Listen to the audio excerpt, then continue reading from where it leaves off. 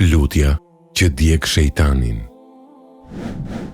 Në një botë ku zemrat janë të lodhura, ku njerëzit zgjohen me ankth, ku shtëpit humbasin qetësinë dhe ku shumë sy shikojnë me zili dhe urrejtje, ekziston një mbrojtje hynore, një armë që nuk shihet me sy, por që dredh botën e shejtanëve.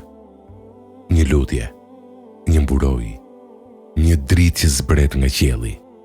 Por cila është kjo lutje? Çfarë ka thënë Zoti i Gjithësisë në Kuranin famëlar? Çfarë ka mësuar profeti Muhammed, paqja dhe bekimi i Allahut qofshin mbi të? Dhe pse dietarët muslimane konsiderojnë atë si mbrojtjen më të fuqishme kundër shejtanit, magjisë dhe syrit të keq? Allahu i madhëruar thotë në Kuran: "Dhe ne shpallim nga Kurani atë që është shërim dhe mëshirë për besimtarët." Surja Isra 82. Kurani nuk është thjesht libër, nuk është vetëm lexim. Ai është shërim për zemrën, qetësi për shpirtin dhe mbrojtje kundër çdo të keqeje që nuk shihet. Profeti Muhammed, paqja qoftë mbi të, na ka treguar se ekzistojnë njerëz të cilët dëmtohen nga syri i keq, nga smira, nga magjia dhe nga vezveset e shejtanit. Por ai nuk i la besimtarët të pambrojtur. Ai u mësoi lutje që hapin dyert e mëshirës dhe mbyllin dyert e së keqes. Një nga lutjet më madhështore është leximi i sureve El Felek dhe En Nas. Dy sure të vogla në madhësi, por të mëdha në fuqinë e tyre. Profeti alayhi salam i lexonte çdo natë para gjumit, i frynte në duar dhe fshinte trupin e tij. Dhe u tha sahabëve: "Nuk ka kërkuar askush mbrojtje me diçka më të mirë se këto dy sure." Mendoje këtë. Njeriu më i dashur tek Allahu, profeti i Zotit, dhe ai kërkonte mbrojtje nga shejtani dhe syri i keq. Po ne atëherë, sa shumë kemi nevojë. Allahu thotë në surën El Felek: "Thuaj, i mbështetem Zotit të agimit, prej dëmit të çdo krijese që ai e krijoi, dhe prej errësirës së natës, kur ngryset plotësisht, dhe prej dëmit të atyre që lidhin dhe fryen nyja, edhe prej dëmit të smirë-keqit, ku sipas smirës vepron."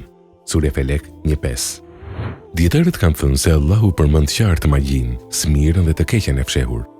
Sa njerëz kanë humbur qetësinë nga zilia e të tjerëve, sa familje janë shkatruar, sa zemra janë mbushur me errësirë, por Allahu na mëson të mos kemi frikë nga krijesat, por të lidhemi me krijuesin.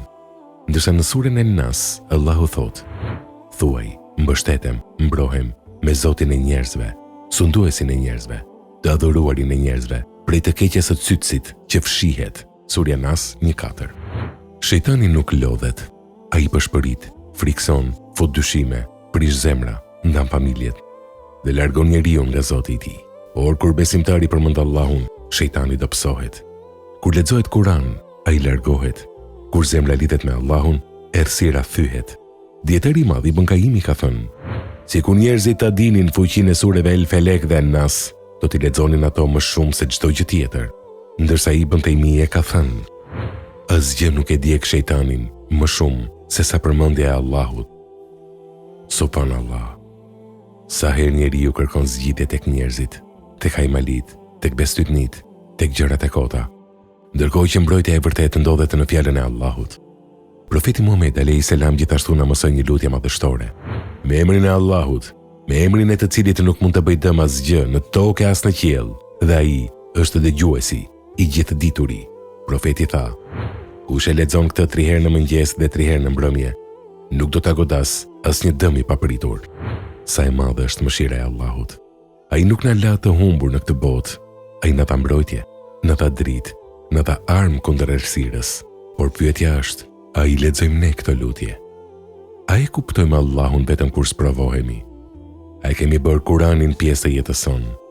Sepse shejtani nuk ka frikë nga pasuria jote, as nga fama jote, as nga forca jote. Ai ka frikë nga një zemër që është e lidhur me Allahun. Ka frikë nga njeriu që zgjohet me dhikër, që fle me Kur'an, që e mbush shtëpinë me përmendjen e Zotit. Profeti alayhis salam ka thënë: "Mos i bëni shtëpitë tuaja varreza. Vërtet shejtani ikën nga shtëpia ku lexohet sureja El Bekare." Imagjino, një sure që largon shejtanin nga shtëpia, një dhikër që sjell qetësi, një lutje që zbret mbrojtje nga qielli. Kjo është feja jon, fe e dritës, fe e mëshirës, fe që lidh zemrën me krijuesin e saj. Dhe ndoshta Pikërisht tani, ndërsa po dëgjon këto fjalë, Allahu po të kujton diçka. Kthehu tek ai, mbushu me Kur'an, mbroje zemrën me dhikr dhe dije se asnjë magji, asnjë sy i keq dhe asnjë shejtan nuk është më i fortë se Allahu i madhëruar. Sepse kur Allahu të mbron, askush nuk mund të të dëmtojë, dhe kur zemra mbështetet tek Zoti i gjithësisë, ajo nuk thyhet kurrë.